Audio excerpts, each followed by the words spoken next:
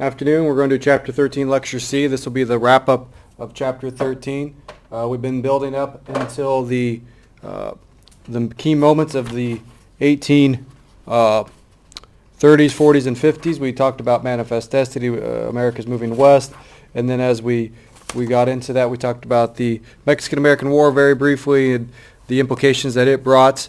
We talked about the question of slavery in this new territory gained by the United States and as we moved west, and we talked about the Kansas-Nebraska Act and then the rise of the Republican Party. Now, as we move in here, we're going to get into a key moment, and I have a picture of John Brown up here, and I want to talk about this for a second. We'll talk about him a little bit later.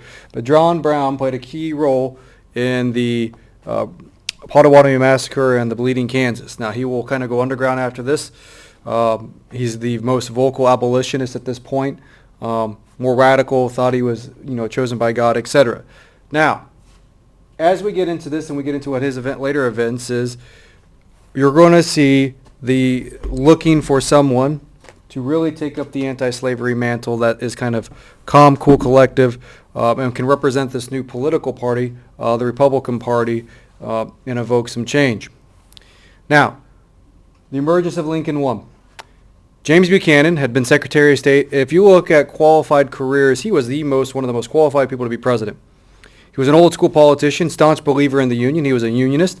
He committed himself to pacify and inflame sectional emotions and trying to piecemeal and keep the Union preserved. Few presidents have failed more disastrously in what they set out to accomplish than Buchanan. Buchanan literally did nothing during his presidency to try to preserve the Union, to try to settle anything. He was ineffective. He did nothing. And one of the most important decisions will be handed down during his presidency that will kind of finally push the fracturing of the country, the Dred Scott decision. Scott sued for his freedom because he had been taken to a free state. He was originally from Missouri. Court ruled blacks had no rights and could not sue. Court also stated that Congress did not have the power to regulate or bar slavery in any territory. Said the Missouri Compromise had been unconstitutional, also undermined popular sovereignty. What you're going to see here in this, and this is the Supreme Court ruling, is slaves are viewed as property. Dred Scott had no rights, and they're also going to go a step further trying to solve the slavery debate for once for all. And this came down ruling from Roger B. Taney, a super pro-Southerner, a super racist individual who was trying to definitively answer the slavery question. Also, Southerners are going to be giddy about this. They're going to say, yay, slavery's settled, but the North is like, no, this is wrong. This is not right. James Buchanan declared that slavery henceforth existed in all the territories by virtue of the Constitution with this ruling. Tried to admit Kansas in 1858 as a slave state, but this will be blocked by the help of Stephen Douglas. The South did not trust Stephen Douglas, who had been just defeated Lincoln in a very close Senate race in Illinois. He was viewed as a moderate, a kind of a man of reason by both. But at this blocking of Kansas as a slave state, the South will now not trust Douglas to protect slavery. Now, and that will be important here in a couple of years as we look forward, moving forward. Lincoln and slavery. Little known man became the voice of the Republican Party. He had made himself known in what we'll get to in the Lincoln-Douglas debates. He had been originally a Whig born in Kentucky and moved to the frontier of Indiana and then Illinois. Now, his first foray here that makes him a nationwide name. Please to release FFA members competing in districts tonight. The campaign against Douglas made Lincoln known and gave him a national reputation. He gave a House-divided speech quoting the Bible. Country had to choose which side it would choose, and if not, it would ultimately fall apart. They could not be divided forever.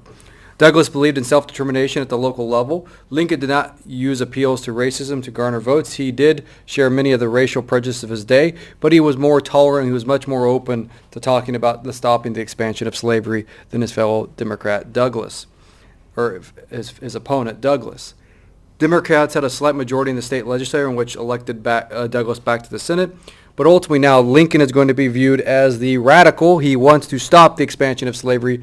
Though he held many of the, like I said, the prejudice of the day, he is going to be tied in as a radical. Now, to complicate matters, emerges for Lincoln 3. John Brown, who we started the lecture talking about with his photo up on the lecture, He is going to kill 5 pro-slavery men at Potawatomi in 1856, but then he is more famous for the October 16th, 1859 attack on Harper's Ferry, a military garrison. Made little sense, was captured, was executed, outraged the North. He will become a martyr in the North. He'll be executed in the South. He's viewed as a villain. But what you see in John Brown's radicalism here is people now are going to start taking up arms, even more so to take a stance against slavery. This made the South angry. They were mortified by this, that a white would do this, but it's going to start to show you what's coming. Now, the rise of Southern nationalism. Party unity crumbled in 1860, meaning the Democratic Party, who had been very big supporter of slavery, you're going to have a split in it, the North and the Southern Democratic parties. Many in the South became secessionists, looking to preserve slavery at all costs. Now they're going to look to take up arms. Slavery is our king. Slavery is our truth. Slavery is our divine right. That will be their mindset. Southern Democratic Party wanted to fix slavery to the party.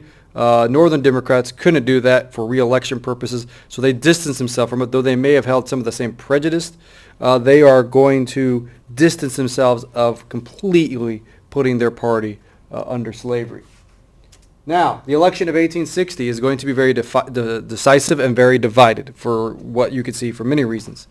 Democratic convention split the party based on popular sovereignty. 7 South delegates walked out. So you're going to have 2 Democratic presidential candidates, one from the North, one from the South. The North chose Stephen Douglas. They viewed him as a moderate and a person of reason. The South will choose John Breckinridge, and the South Democrats do not trust Stephen Douglas at all. Unionist Party preserved the Constitution of slavery. John Bell. This is kind of the border states, the middle part of this. People that are looking to preserve slavery just because of the Constitution, and they're going to say, we're going to do what the Constitution says. Then the Republican Party chose Lincoln. Stop slavery expansion, protective tariff, money for Transcontinental Railroad and Homestead Act. And he will win the North in great effect. And he won the clear majority. He does not win any in the South.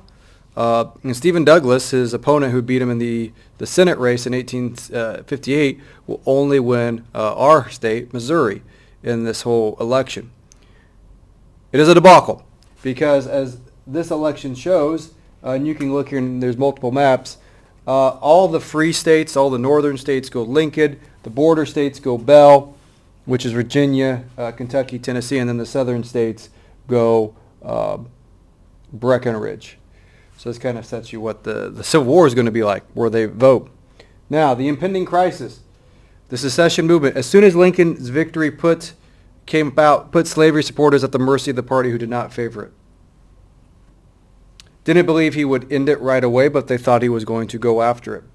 Only hope was to break away. South Carolina had had enough. You know, you go back to the 1830s and the whole nullification crisis. South Carolina had threatened to break away. Now they're going to break away. The first and clearly defined slavery is the issue of the breaking away, and they are going to break away and create a new country, and that will have a ripple effect. President Buchanan seemed paralyzed, couldn't do anything in his eyes. He was a lame duck president. Senator John Crittenden of Kentucky tried for a compromise, established the Missouri Compromise to the Pacific Ocean. John Crittenden was kind of like a no-name senator. Let's get him, prop him up. He can be our savior in this moment, but the South has nothing to do with it. Will be completely rejected by the South. They'll form the Confederate States of America. It's basically the Articles of Confederation reborn. The states hold all the power. Federal government of the South has no power. Alexander Stephens will be chosen as the vice president, and he stated, the great truth that the Negro is not equal to the white man, the slavery subordination of the superior race is the natural and normal condition. People that try to argue slavery is not at the center of the Civil War or the South's way of thinking here are ludicrous. Look at Stephen's comment here. He clearly articulates the main motive and everything going on here. The impending crisis, too, and the war came. In Lincoln's inaugural, he rejected secession but denied any intention of interfering with slavery in the states where it existed. He didn't run on the premise or even talk about eliminating slavery where it already existed. His biggest thing was the free soil concept of stopping it from spreading. For the first month, or he did warn that the Civil War was in the hands of the dissatisfied countrymen. For the first month, Lincoln walked a very tight course and did not go for war. However, as these states broke away, they're taking American garrison and forts in the South. One, Fort Sumter, refused to break away and become part of the Confederate States.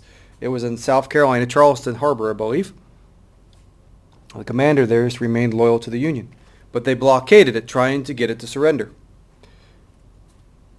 Lincoln finally ordered the resupply of Fort Sumter in South Carolina, a federal island fort, by sending a reinforcements, just basically, hey, we're going to send supplies and stuff down to the men. The South turned this back, and then finally they're going to fire on Fort Sumter, officially declaring war on the Union. South Carolina, the Confederacy would not stand there and opened fire, and thus the South fires first. And this is a critical moment, and this is something as we wrap this really rapid succession to war. Lincoln understood the importance of not firing the first shot.